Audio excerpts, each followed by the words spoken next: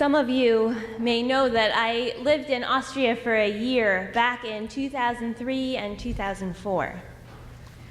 It was a time when the reputation of the United States in European countries was less than stellar.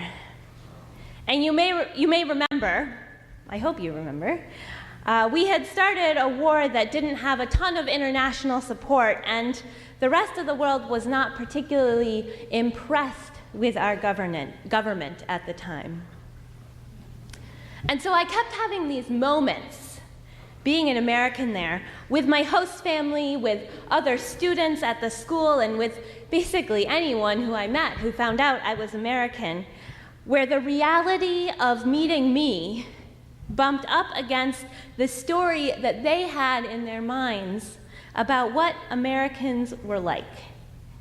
There was this sense that all Americans had supported the war in Iraq, that we all wore little American flags all the time, and that we didn't care much about what the rest of the world thought of us. So I was basically a pacifist, and I don't think I had ever worn an American flag. And I was 16 years old, so I cared deeply about what everyone thought of me. So I didn't quite fit into that stereotype that folks had created, and nor did the others with whom I was traveling. We had to explain each time that no, actually not all Americans were like that. We had to change the story that was being told about our home. We had to do our best to change the narrative that the world had created about who we were and what we represented. Sometimes, when we tired of trying to correct the story, we simply told people we were from Canada.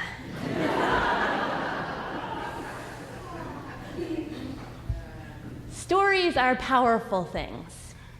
They shape our understanding of the world and sometimes shape our world itself, often in ways that we are not fully conscious of. Novelist Chimamanda Ngozi Adichie has a beautiful TED Talk called The Danger of a Single Story, in which she tells us stories matter. Stories have been used to dispossess and malign, she says, but stories can also be used to empower and humanize. Stories can break the dignity of a people, but stories can also repair that broken dignity. The stories that we tell matter. The stories that the world tells about us matter. And the stories that we tell about ourselves matter. We are emerging from an election season in which many, often conflicting stories have been told about what kind of country we live in. One day we hear that we're better off than we were 8 years ago, and the next day we hear how much worse off we are. In one ear, we hear that it is immigrants who are to blame for all of our economic woes. In the other ear, we hear that it's Wall Street and the big banks. And all the while, a third voice tells us that the economy is just fine the way it is.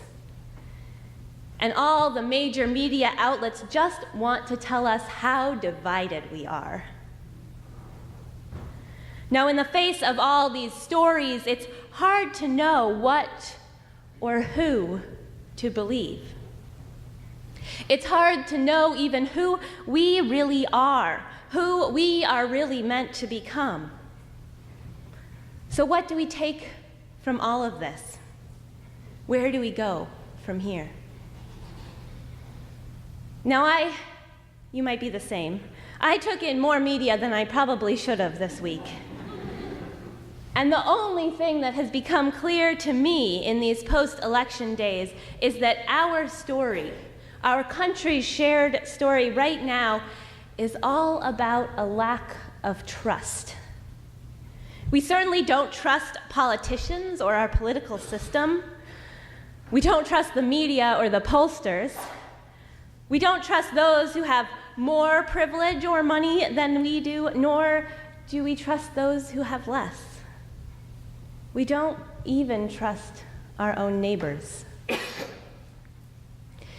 There have been moments this week where I have been utterly terrified for our future. There have been times when I have felt that fear viscerally throughout my body, in the too rapid beating of my heart, in the breaths that are too shallow to do any good, in a persistent knot at the pit of my stomach that won't seem to go away. Now, I want to be clear that this is not a partisan fear.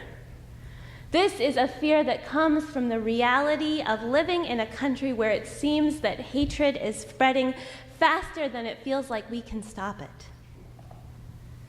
This is a fear that comes from some of the heartbreaking, heart-rending stories that I've heard already about how Latinos and Muslims and women and more are encountering more bullying, more abuse than they did at this time last year. This is a fear that the results of this election mean that hatred and bigotry, racism and misogyny and xenophobia run even deeper in the heart of our country than I had thought possible.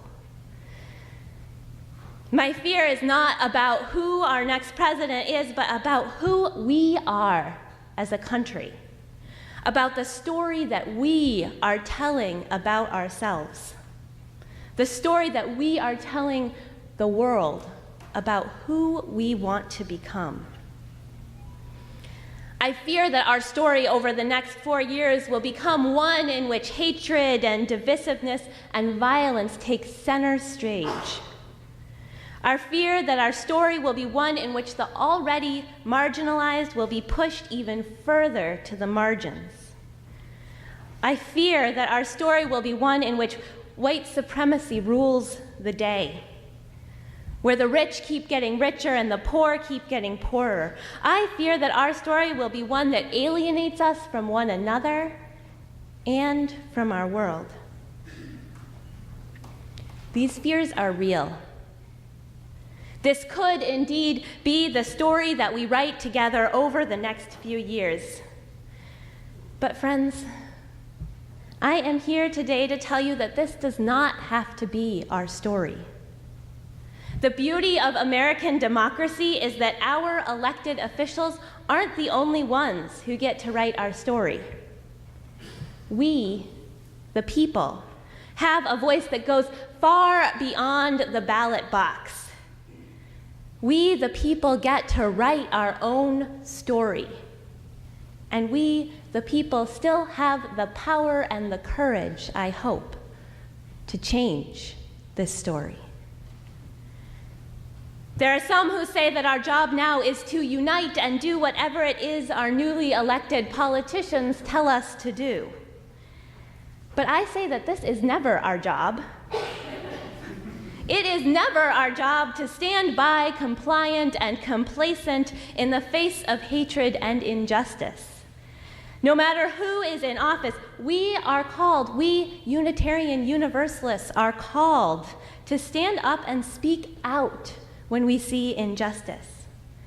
As people of faith, as people who believe deeply, as I do, in the inherent worth of every person, as people who believe that our liberation is bound up with the liberation of every other person, even those that we will never meet, we are called in this moment to resist. We are called to do whatever it takes to build the beloved community. And we are called, above all of that, to keep on spreading love in whatever ways we can, large or small. My colleague Ashley Horan, who lives in Minneapolis, began this work of spreading love with a tool as simple and as humble as sidewalk chalk this week. On Wednesday, she wrote, "I was terribly unproductive today. I realized I needed to make something rather than think about anything.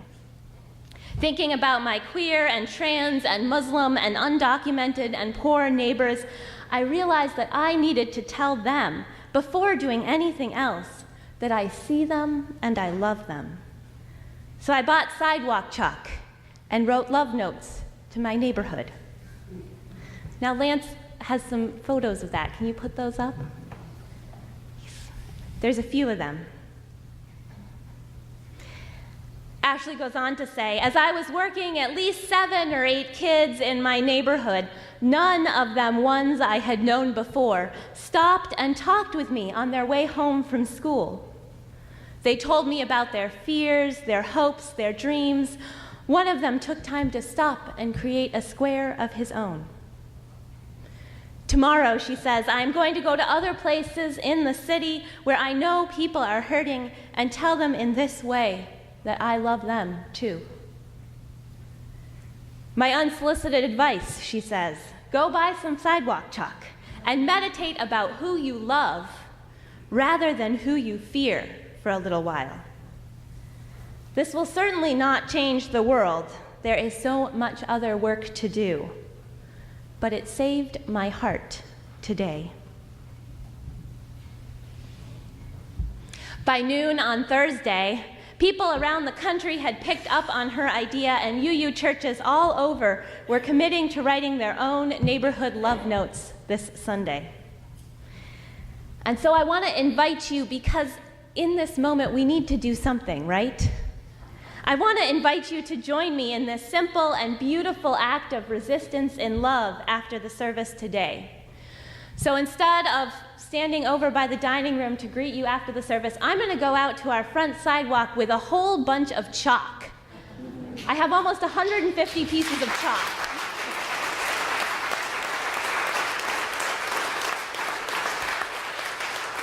And I want to invite you to join me to write some love notes to our neighborhood. Come join me to write the love note you want our neighbors here in downtown Nashua to hear right now. And let's not stop with the sidewalk outside our church. Why not write some love notes to your neighborhood this week? What do you want your neighbors to hear right now? If you don't have any chalk, I have over 150 pieces. I'll give you some to take home. As Ashley says, this will certainly not save the world. There is much work to be done if we are to begin to tell a new story of love and justice. But we can begin right here today to change our story. Friends, the stories that we tell matter. The world needs our story of love now more than ever. The world needs us to speak out against injustice. The world needs us to speak out against oppression. The world needs us to resist. Let us be the people who are known for challenging the stories of division and hatred. Let us be the faith that is known for spreading more love, more justice, more peace. And let us begin today. May it be so.